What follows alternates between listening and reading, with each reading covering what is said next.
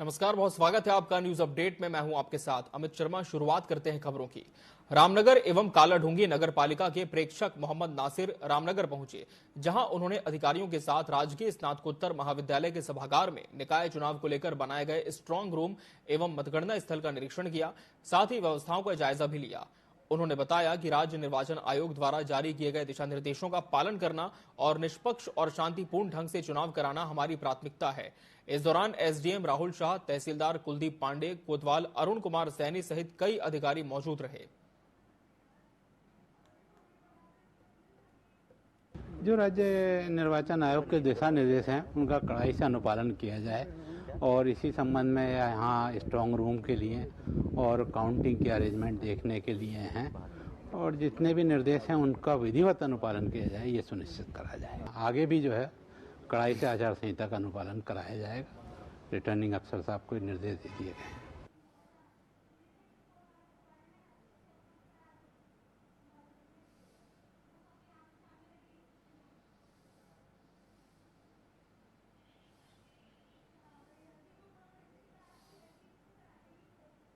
और सीधे आपको लाइव तस्वीरों के साथ लिए चलते हैं उत्तर प्रदेश के लखनऊ, जहां मुख्यमंत्री योगी आदित्यनाथ स्वामित्व योजना कार्यक्रम में पहुंचे हुए संबोधन जारी है।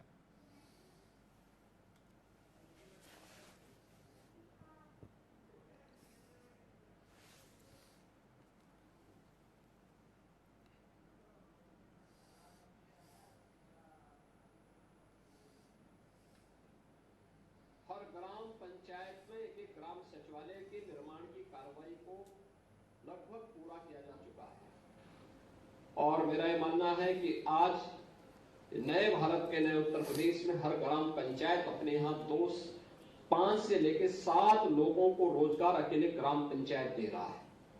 खासतौर पर ग्राम सचिवालय में वहां पे एक कंप्यूटर ऑपरेटर भी रोजगार सेवक के रूप में कार्यरत है। उसी गांव का कोई पढ़ा लिखा नौजवान, उसका चयन इस आधार पर हुआ है। उस गांव में ही वह व्यक्ति गांव के लोगों को जिन कार्यों के लिए उन्हें ब्लॉक में, तहसील में और जनपद में आकर के भटकना पड़ता था, जाति प्रमाण पत्र के लिए, आय प्रमाण पत्र के लिए, निवास प्रमाण पत्र के लिए, ऑनलाइन वह सब उसको उस ग्राम सचिवालय में ही वो उपलब्ध करवा सकता है।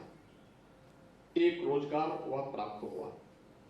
गांव का वित्तीय लेन देन गांव के अंदर हो, वीसी सखी उसी गांव में मौजूद है। वह भी गांव की ही बेटी या गांव की ही बहू है। यह भी गांव में एक नया रोजगार यह भी सृजित हुआ है। गांव में fair price shop, model shop के रूप में वही खुले और उसमें छोटा सा वेयर हाउस भी बने। यह इसके पास बन गया, एक व्यवस्था हो गई। एक व्यक्ति को, 1-2 लोगों को वहां रोजगार मिल सकता है।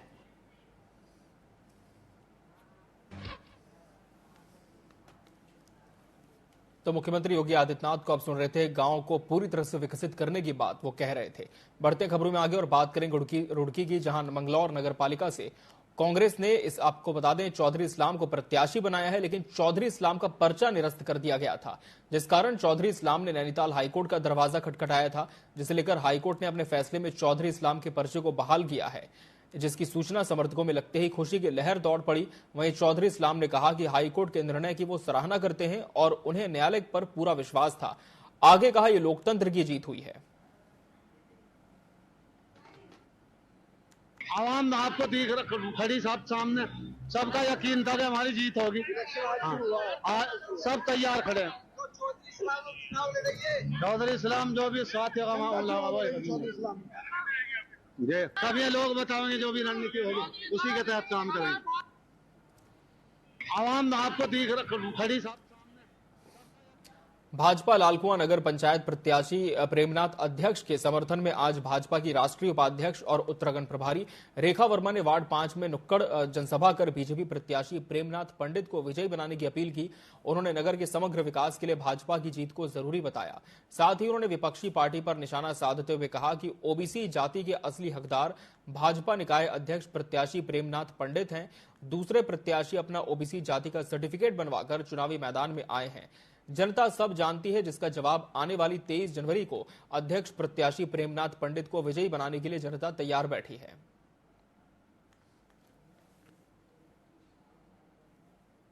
एक हमारे जैसा बहुत एक छोटी सी दुकान चलाने वाले, साइकिल दुकान चलाने वाले थे।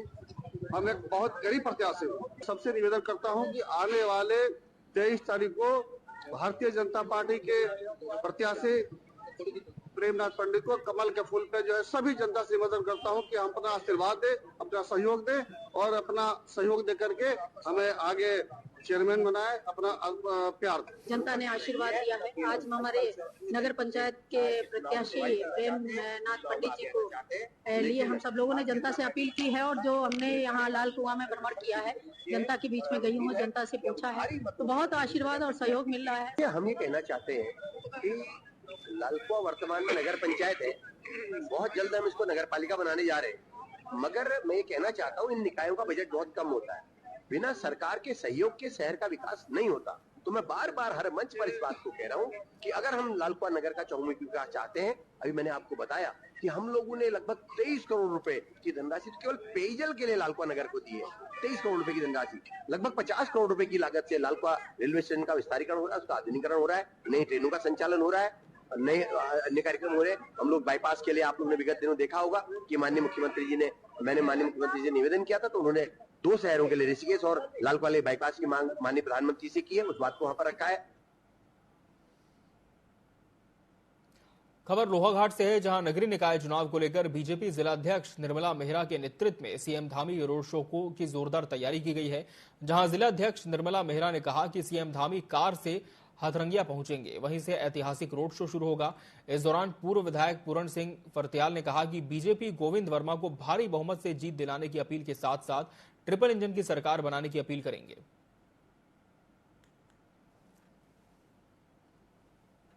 एक नगर पालिका जो है हमारी लोहाघाट की प्रथम बार जो है नगर पंचायत की नगर पालिका बनी है।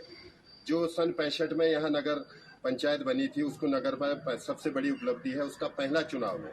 हमारे प्रदेश के यशस्वी मुख्यमंत्री यहाँ पर आना अपने आप में एक बड़ी बात है और निश्चित तौर पर वो यहाँ पर आएंगे और उनकी जिले का जहाँ के वो विधायक भी हैं और वहाँ पर आने पे यहाँ के जो रुके हुए चाहे स्वास्थ्य का है, पेयजल का है, उसकी समस्या का समाधान निश्चित तौर पर होगा। मुख्यमंत्री जी लोहाघाट आ रहे हैं और हमारी जो भारतीय जनता पार्टी के अधिकृत प्रत्याशी हैं लोकप्रिय नेता गोविंद वर्मा जी के समर्थन पे वो यहाँ पर रोड शो और जनसभा को करेंगे।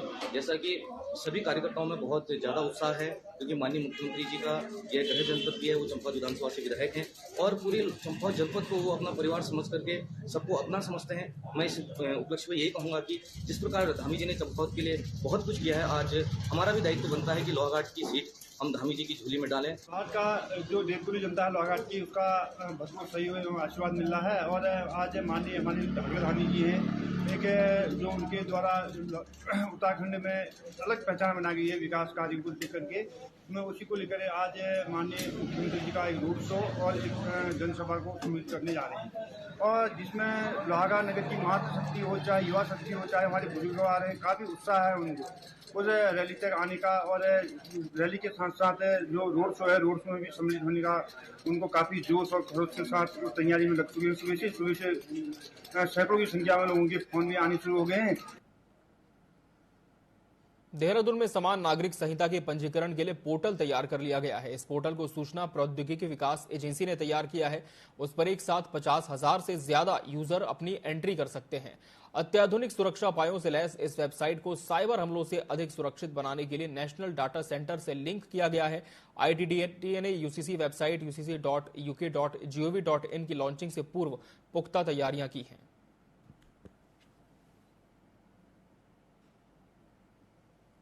नहीं, जैसे कि राज्य सरकार द्वारा निर्णय लिया गया था कि यूसीसी का जो इम्प्लीमेंटेशन है वो डिजिटल प्रणाली के रूप में होगा, उसका इम्प्लीमेंटेशन फील्ड पे, तो उसको देखते हुए जो अभी जो यूसीसी की वेबसाइट कमेटी के आदेश पे और यूसीसी में जो राज्य सरकार के आदेश थे उस भी ITDA द्वारा टेक्निकी रूप से तैयार की गई है उस वेबसाइट का सिक्योरिटी ऑडिट और एक हम सोर्स कोड रिव्यू बोलते हैं वो हमने करवा लिया है, और उसमें कोई भी टेक्निकल ग्लिचेस ना आए उसके लिए जो भी भारत सरकार की हमारी GIGW गाइडलाइंस होती है उसका पूरा पालन किया गया है, और सुरक्षा के दृष्टिगत उसको नेशनल डेटा सेंटर पे भी होस्ट किया गया है। और एक ये भी होता है कि जब बहुत यूजर्स यूज करते हैं तो टेक्निकल ग्लिचेस भी आने की दिक्कतें होती है, कभी यूजर्स को कुछ है तो उसके लिए एक टेक्निकल हेल्प डेस्क का भी टोल फ्री नंबर लेके स्टार्ट कर दिया है। अभी तो क्योंकि ट्रेनिंग चल रही है तो वो ऑफिसर्स की ट्रेनिंग के लिए, बाकी भविष्य में जब वो CSC के माध्यम से और अन्य माध्यम से जब लॉन्च होगी तो वो टेक्निकल हेल्प डेस्क किसी भी तकनीकी ग्लिचेस के लिए वो सुचारू रहे। उत्तराखंड में निकाय चुनाव चल रहे हैं और दोनों राष्ट्रीय पार्टियों के नेता एक दूसरे पर आरोप भी लगा रहे हैं। उत्तराखंड भाजपा की प्रदेश प्रवक्ता कमलेश रमन ने निकाय चुनावों में कांग्रेस पर निशाना साधा। मीडिया से बात करते हुए कमलेश रमन ने कहा कि कांग्रेस में स्टार प्रचारक है ही नहीं, कोई अगर है भी तो उनको प्रचार नहीं करने दिया जा रहा है। वहीं भाजपा के नेता और कार्यकर्ता हर समय चुनाव में रहते हैं। छोटे से छोटा कार्यकर्ता हो या बड़े नेता, सभी लोग जनता के बीच जा रहे हैं और सरकार की ओर से किए गए कार्यों को जनता तक पहुंचाने का काम कर रहे हैं। कांग्रेस में स्टार प्रचारक बचे ही कहाँ हैं। जो थोड़ा बहुत बचे भी हैं उनको उन्होंने सख्त हिदायत दे दी कि आप घर बैठे और आराम करें।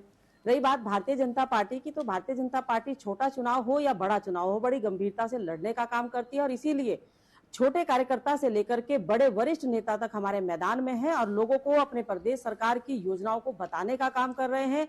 और हमारा क्या आगे रोड मैप है, हमारा क्या विजन है, हमारा क्या संकल्प है, उसको भी लोगों के बीच में लेकर के जा रहे हैं कि जब हमारे प्रत्याशी जीतेंगे, नगर निकाय की ट्रिपल इंजन की जब सरकार बनेगी तो हम क्या क्या काम ऐसे अच्छे करने जा रहे हैं जो इस प्रदेश को और चहुमुखी विकास की ओर ले जाने का काम करे। उत्तराखंड में 23 जनवरी को निकाय के लिए मतदान होना है, जिसके लिए सभी तैयारियां पूरी कर ली गई हैं। राज्य निर्वाचन आयुक्त सुशील कुमार ने कार्यालय से वीडियो कॉन्फ्रेंसिंग के जरिए अधिकारियों की बैठक ली, जिसमें निकाय चुनाव की तैयारियों पर चर्चा हुई। इस दौरान सुशील कुमार ने सभी जनपदों के जिला अधिकारियों और वरिष्ठ पुलिस अधीक्षकों के साथ नगरीय निकाय चुनाव की तैयारियों की समीक्षा की।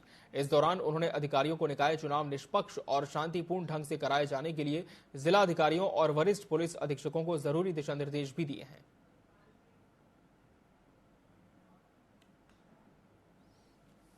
आज राज्य निर्वाचन आयोग ने जिलाधिकारियों और वरिष्ठ पुलिस अधीक्षकों के साथ निर्वाचन की जो अन्य कार्रवाइयां हैं, जो मतदान की कार्रवाई है और मतगणना की कार्रवाई है, उनकी तैयारियों के संबंध में विचार विमर्श किया और सभी जनपदों से उनकी तैयारियों की स्थिति जानी और उनकी समस्याओं को भी जाना, और जिससे कि उसका समय से निराकरण किया जा सके। सभी जनपदों में मतदान दलों के प्रस्थान और मतदान दिवस की पूरी तैयारियां हो गई हैं। पूरी सामग्री सभी जनपदों में तैयार है। वाहनों की व्यवस्था हो चुकी है। कार्मिकों का प्रशिक्षण 2 स्तर पर हो चुका है और इसी प्रकार मतगणना के कार्मिकों की ड्यूटी लगाकर उनका भी प्रशिक्षण हो चुका है। तो सभी तैयारियां सभी जिलों में है। इसके अलावा पुलिस बल की आवश्यकताओं के विषय में भी पुलिस अधिकारियों के साथ बातचीत हुई। प्रदेश में सड़क हादसों की बढ़ोतरी लगातार देखने को मिल रही है, जहां यातायात निदेशालय के आंकड़ों के अनुसार साल 2023 से साल 2024 में 3.31% की सड़क हादसों में बढ़ोतरी के साथ ही कार्रवाई को लेकर भी परिवहन निर्वहन में कमी आई है। और इस दौरान यातायात निदेशालय ने सभी जनपदों के SSP और SP को निर्देशित किया है। उन्होंने कहा कि प्रवर्तन अधिकारियों से सड़क दुर्घटनाओं की रोकथाम के लिए प्रवर्तन कार्रवाई को बढ़ाने के लिए निर्देशित करें।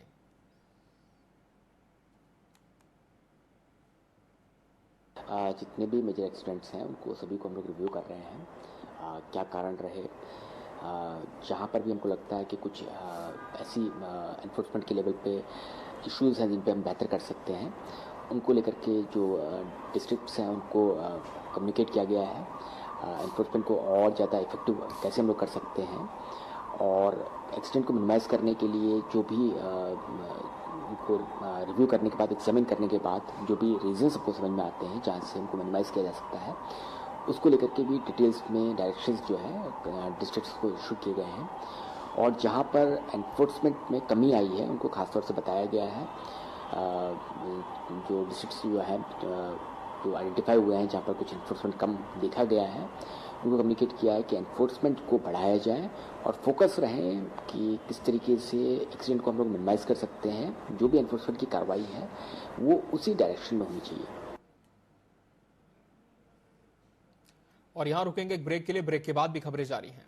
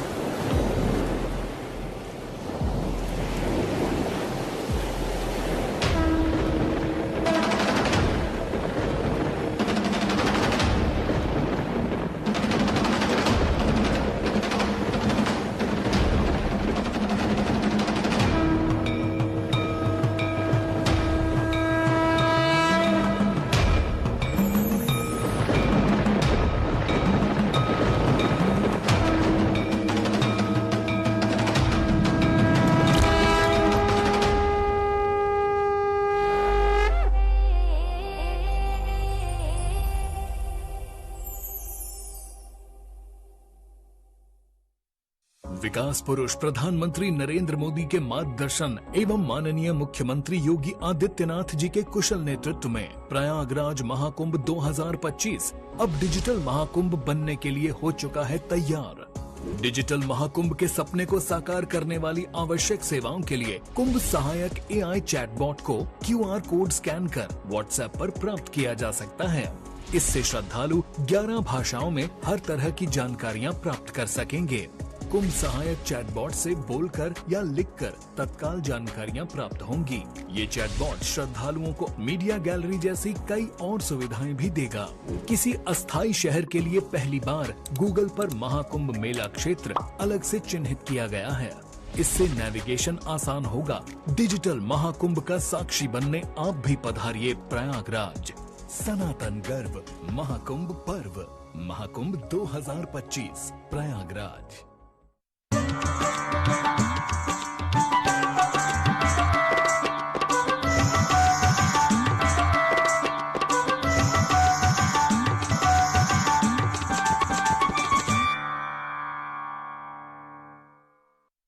देवभूमि उत्तराखंड अब खेल भूमि बनने को है तैयार। पहली बार राष्ट्रीय खेलों के आयोजन से उत्तराखंड बनाएगा नई पहचान। 28 जनवरी से 14 फरवरी 2025 तक आयोजित होने वाले नेशनल गेम्स की तेजस्विनी मशाल और शुभंकर मौली देश भर के खेल प्रेमियों को लुभा रहा है। इस ऐतिहासिक अवसर को सफल बनाने के लिए राज्य में खेलों का बेहतरीन इंफ्रास्ट्रक्चर तैयार किया गया है, जहां प्रदेश के खिलाड़ी जमकर पसीना बहा रहे हैं। 38वें राष्ट्रीय खेलों में एथलेटिक्स, हॉकी, साइकिलिंग जैसे 35 से ज्यादा खेलों में देश भर के करीब 10,000 खिलाड़ी अपना हुनर दिखाएंगे। राष्ट्रीय खेलों के आयोजन से उत्तराखंड की खेल प्रतिभाओं को एक नया मंच मिलेगा। प्रदेश में स्पोर्ट्स इकोसिस्टम तैयार होगा, जिससे खेलों के प्रति ज्यादा से ज्यादा युवाओं का रुझान बढ़ेगा। राष्ट्रीय खेलों से चमकेगा उत्तराखंड, खेलेगा उत्तराखंड, जीतेगा उत्तराखंड।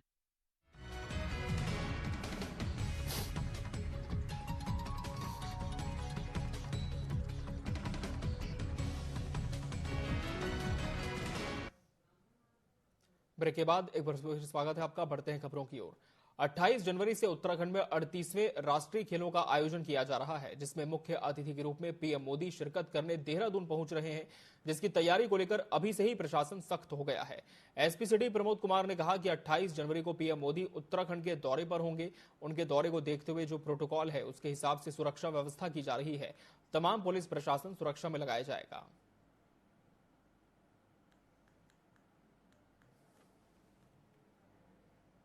और अभी टेंटेटिव जो है 28 तारीख को माननीय प्रधानमंत्री जी, भारत सरकार, उनका भी भ्रमण कार्यक्रम जो प्रस्तावित है, उसके दृष्टिगत जो वेन्यूज़ हैं और जो रूट्स वगैरह हैं, तो उनका आकलन कर लिया गया है।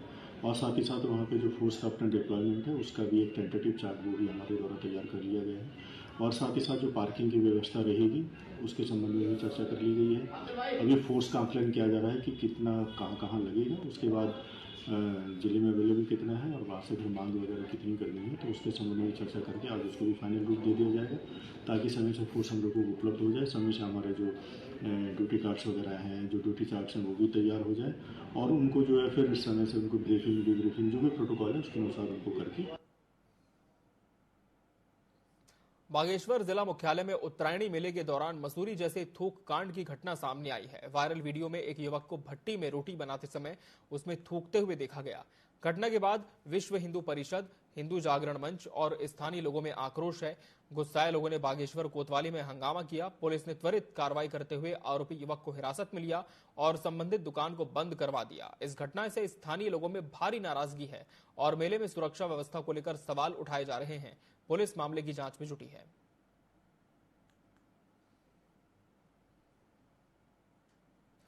पूर्व विधानसभा अध्यक्ष गोविंद सिंह कुंजवाल के नैनीताल पहुंचने पर कार्यकर्ताओं ने भव्य स्वागत किया। पूर्व विधानसभा अध्यक्ष गोविंद सिंह कुंजवाल ने कांग्रेस की पालिका अध्यक्ष प्रत्याशी के साथ नैनीताल के विभिन्न क्षेत्रों में भ्रमण कर कांग्रेस का हाथ मजबूत करने के लिए जनसंपर्क किया। वहीं गोविंद सिंह कुंजवाल ने भाजपा के घोषणा पत्र को झूठ का पुलिंदा बताते हुए कहा, भाजपा की कथनी और करनी में फर्क को जनता समझ चुकी है। भाजपा शासनकाल से त्रस्त जनता परिवर्तन चाह रही है, यही वजह है कांग्रेस को अपार जनसमर्थन मिल रहा है।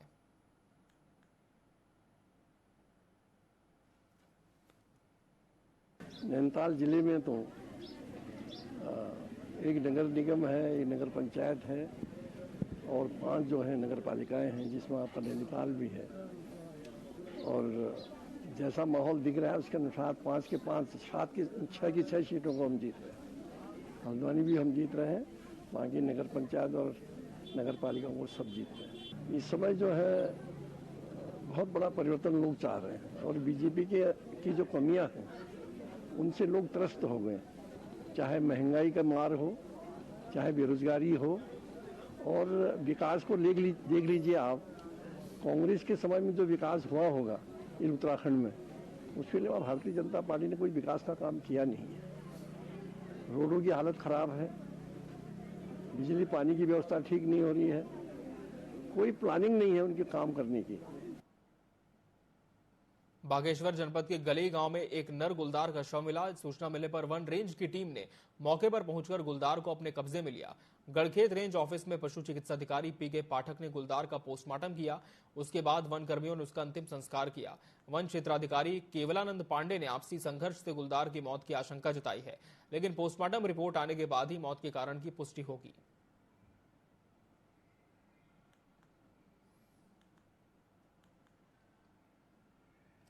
उत्तराखंड सरकार प्रदेश के कई स्थानों पर टनल पार्किंग के साथ साथ शहरों में भी अंडरग्राउंड पार्किंग बनाने का प्लान बना रही है। शहरी विकास मंत्री प्रेमचंद अग्रवाल ने कहा कि प्रदेश में पर्यटन के लिहाज से करोड़ों यात्री आते हैं, इसलिए सरकार का सबसे ज्यादा फोकस पार्किंग पर है, क्योंकि ट्रैफिक से लोगों को दिक्कतों का सामना करना पड़ता है। आगे उन्होंने कहा कि आवास विभाग के तहत अभी तक कई पार्किंग स्वीकृति की जा चुकी है, जिन पर काम जारी है, जबकि कई पार्किंग तैयार हो चुकी है। मंत्री ने कहा कि टनल पार्किंग और अंडरग्राउंड पार्किंग को लेकर विभाग तेजी से आगे बढ़ रहा है, जिस पर सर्वेक्षण का काम जारी है। उन्होंने ये भी साफ किया कि जरूरत पड़ने पर शहरों में अंडरग्राउंड पार्किंग भी बनाई जाएगी। माननीय धामी जी की सरकार ने ये दूसरा कार्यकाल प्रारंभ किया, तब से लगातार पार्किंग के लिए तो हम बहुत विशेष फोकस कर रहे हैं, क्योंकि हमारे यहाँ 4 धाम यात्रा, अन्य पर्यटन गतिविधि या सामान्य लोगों को निश्चित रूप से ट्रैफिक से दिक्कत रहती है।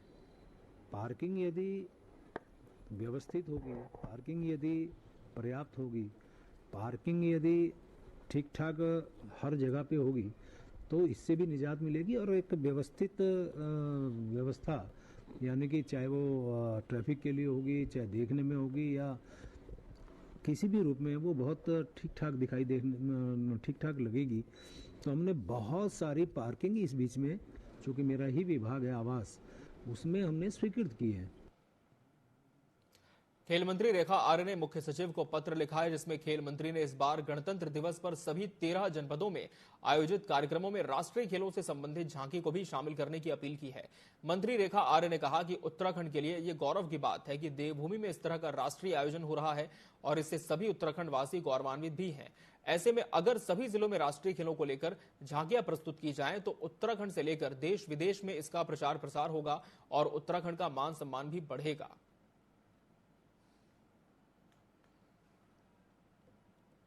उत्तराखंड उनको इस बाबत एक पत्राचार हुआ है और उनसे एक आग्रह हुआ है कि चूँकि 26 जनवरी को पूरा देश गणतंत्र दिवस मनाता है, अपने राज्य में भी सभी जिलों में गणतंत्र दिवस मनाया जाएगा और उसमें हम अपने राज्य की विभिन्न प्रकार की झांकियां भी हम लोग प्रस्तुत करते हैं। उन्हीं झांकियों में एक झांकी जो कि अपने यहाँ पे एक ऐतिहासिक कार्यक्रम होने जा रहा है, राष्ट्रीय खेल, जो कि 28 जनवरी से माननीय प्रधानमंत्री जी के कार्यक्रमों से जिसका शुभारंभ होने जा रहा है, तो उस कार्यक्रम से संबंधित भी और राष्ट्रीय खेल जो कि हर एक उत्तराखंडी के लिए बहुत गौरव का विषय है, हर कोई व्यक्ति गौरवान्वित होता है, तो इससे हर एक व्यक्ति यानी कि जन गण मन का भाव जो है वो आ सके, उससे जुड़ सके, उसमें जागृति आ पाए, इसके लिए एक जहाँ की राष्ट्रीय खेल को लेकर जो है बनाई जाए, वहाँ पर कराई जाए, इसको लेकर चीफ सेक्रेटरी के साथ पत्राचार हुआ है। मैं उम्मीद करती हूँ कि इसका संज्ञान लेते हुए हमारे सभी 13 जनपदों में राष्ट्रीय खेलों के संदर्भ में एक झांकी निकलेगी, जिसमें हमारे टॉर्च यात्रा से लेकर लॉन्च कार्यक्रम से लेकर हमारे मैस्कट से लेकर हमारा स्लोगन से लेकर हमारे एंथम तक का प्रचार प्रसार हर उत्तराखंडी के साथ कनेक्ट होगा। गुरुवार को ही बारिश के बाद अल्मोड़ा जिले में ठंड ने जोर पकड़ लिया है। सुबह के समय जिले के पहाड़ी में घना कोहरा छाया रहा है, जो पहाड़ियों के बीच तैरता नजर आया। इस कोहरे के कारण निचले इलाकों में विजिबिलिटी कम हो गई, जिससे आमजन को आवाजाही में काफी मुश्किलें झेलनी पड़ी। हालांकि ऊंचाई वाले इलाकों में दिन के समय धूप खिलने से तापमान सामान्य बना हुआ है। मौसम में आए इस बदलाव के कारण लोग गर्म कपड़ों का सहारा ले रहे हैं। जैसे कि दूरस्थ गांव में यहाँ कोसी के आसपास ये जो निचले इलाके हैं, यहाँ पर काफ़ी ज़्यादा कोहरा अभी भी यहाँ दिन में 12-1 बजे तक कोहरा रह रहा है।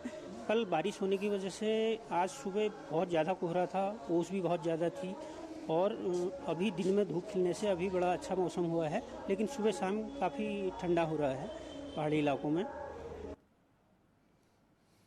न्यूज़ अपडेट में फिलहाल इतना ही। मुझे और मेरी पूरी टीम को दीजिए इजाज़त। नमस्कार।